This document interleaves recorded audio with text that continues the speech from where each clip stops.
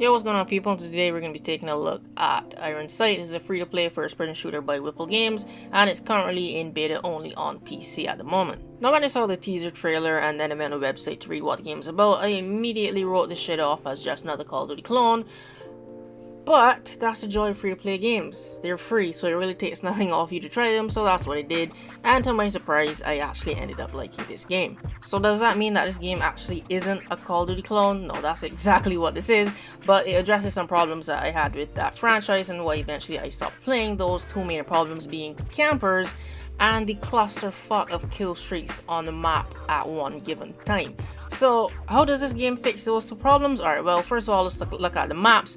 With the maps, there are multiple entry points to one given area. It's not just 3 lanes going through one single map. There are so many routes you can take just to get to the same place, and it even goes the same for rooms. There are so many entry points just to get into one room, so camping, it doesn't work. You constantly need to keep moving.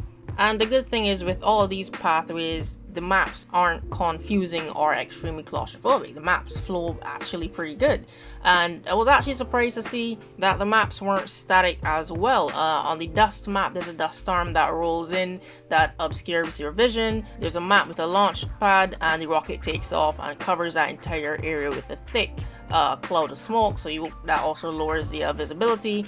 And on another map, a huge pipeline fell through one of the buildings, which created some more pathways that you can take.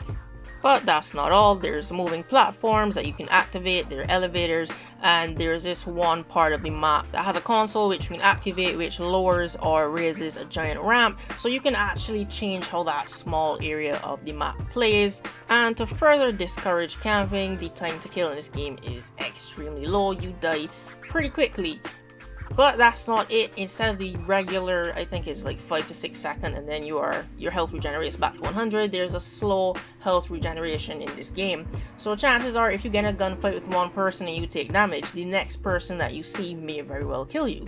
But I actually like this because it is so much more rewarding when you string together a series of kills, because it's like the time to kill is so low, any one of you could take me out with just a few bullets.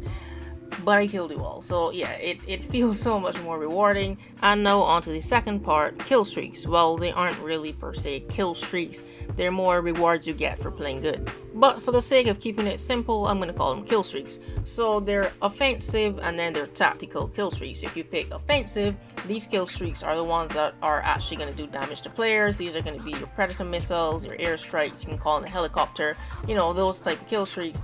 And the tactical, these are your UAVs, counter UAVs, you know, your more recon type of kill streaks. You can't mix and match those, so you have to stay in one category, so you can pick which one suits your playstyle best. So how do these kill streaks work? Well, instead of getting kills, they actually work off of points.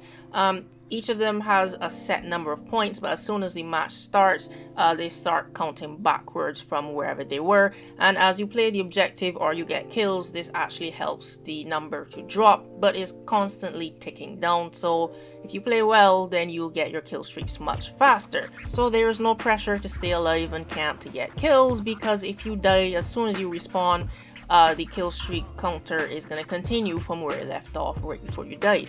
One criticism I do have is that I wish they gave you more points for playing the objective than kills, because this would give players more incentive to play the objective. But still, the numbers are high, so like I said, these are more rewards for playing good. So play the objective, get kills, and you get more points to call in your kill streaks. However, once you use up that kill streak for that specific loadout or class, then that is it. It's going to remain grayed out until the end of the game. You can switch classes and then switch back to that class you want, and then they're going to be highlighted again, but the matches don't last that long, so it doesn't make sense doing that. So seeing that the numbers are kinda high and they get grayed out after you use it for that class, this eliminates that clusterfuck of kill streaks that I was talking about that are constantly bombarding the map when I play a COD game, which I hate, so we don't have that problem here. Now let's talk about the in-game economy, which is something that I was very surprised by, because how these free-to-play games work is, well, They're free to play, but you either have to spend real life money to get certain things, or if you want those good looking items, you're gonna have to grind your life away trying to get that in-game currency. This game is actually very generous with the in-game currency. You can get money from completing daily objectives. There's a login screen. Log in, you can get money. You can level up your weapon and get money. You can level up your character and get money. And even when I lost, I got like 800 gold coins, and that's for losing, so I could only imagine how much the people on the winning side got for that match. Now when it comes to the weapons, it varies. The standard gun by itself costs $20,000 for a primary, and it's going to cost you $40,000 for one with skins. And the better the skin looks, the higher the price is going to go, until you get to that point where it's a different currency, and that's the one that you have to pay real life money for. Secondary weapons, melees, and the grenades cost much less, of course. But make sure to keep an eye on this number up here by your weapons, because the more you use a weapon, it actually deteriorates over time, so you're gonna have to pay gold coins to repair it to get it back to new. It just deteriorates. I would have liked to see, I don't know, maybe the stats start dropping. Maybe that's something they can add in eventually if the gun starts to get lower in that wear and tear stage. But yeah, the more you use the weapon, the more you have to pay for it to repair it. Now let's get on over into the customization. There are even preset characters that you can buy, which look pretty cool, but I actually prefer the customization for your custom character. Their helmets, their backpacks, gloves, shoulder pads, you can all buy. They all cost 8,000 gold. Well, the good looking ones, the price kind of goes up a little bit, but nonetheless they look pretty good, and you can get them from just playing the game using the regular currency. Now, because this is a semi-futuristic game, there are still guns that you would know of in this game. The only thing that kind of features on that futuristic side would be certain weapon sights and the kill streaks and the customization for your characters, such as the helmet and other things like that. So there are 3 class loadouts, and there's actually a pretty good variety of guns in this game already.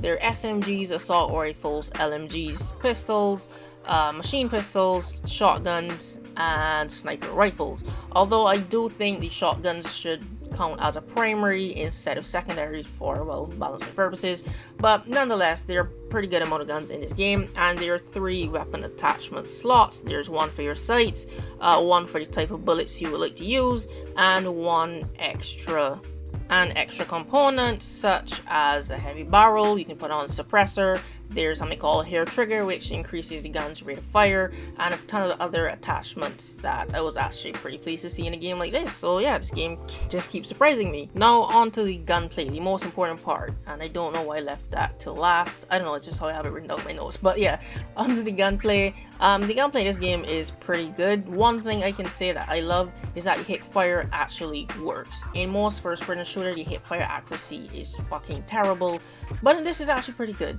So you can actually put on an SMG because it will help you to run faster. You don't have to be constantly aiming down the sight. Sometimes if a person is not too far from you, you can hip fire and get that kill, so it keeps the run and gun momentum up. Assault rifles are pretty good at medium to long distances, but the sniper rifles are my favorite. Because I play Rainbow Six Siege, I have not played with a sniper rifle in so long, and using one in this game is extremely satisfying.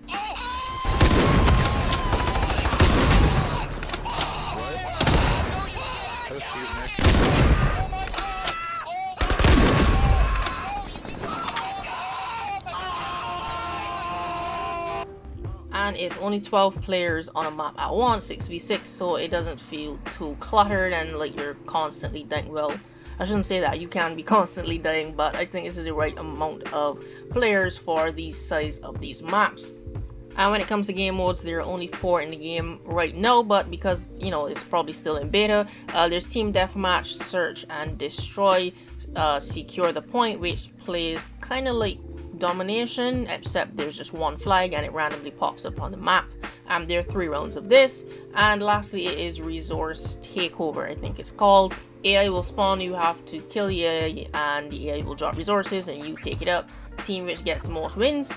And yeah, those are the 4 game modes. There's also PvE, there's up to 4 players, and a tutorial mission to get you started.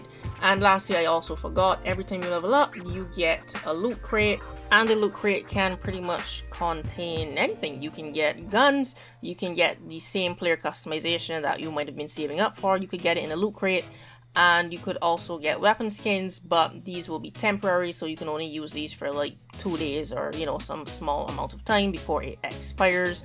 And every 10 levels you will get a superior loot crate, which I assume you'll get some more rare stuff. On the side of cons, the only thing I can think of at the moment would be there is no way to test out guns before you buy them, so you're kind of left to just pick up a new gun on the ground that an enemy dropped if you haven't played with it before, and play with it until you die, and hopefully you see if you like it in that short space of time. So maybe like to see some kind of test range that you can test out weapons before you spend those $20,000 on it. And there may be kind of a grenade spam problem. I say may because, or well, fuck it, there's kind of a grenade spam problem. But I don't know, maybe they can just reduce the damage of grenades. But I don't know, dealing with a grenade spam problem is kind of tricky. Just look at Battlefield 1, they still haven't figured that shit out yet. But yeah, that's been my review of the Ironsight beta. I like it so far if you're someone who's into fast-paced games, but not really a fan of Call of Duty, then I suggest you give this a try. I'll leave a link in the description box down below. If you found this helpful, you could leave a like and share it around. And if you play this game, comment down below what your thoughts on it. I have some more reviews up on my channel, so you could click that card up there on the right side. But yeah, that's gonna be it for this video. Subscribe for more game reviews. Thanks for watching, and I'll see you in the next video.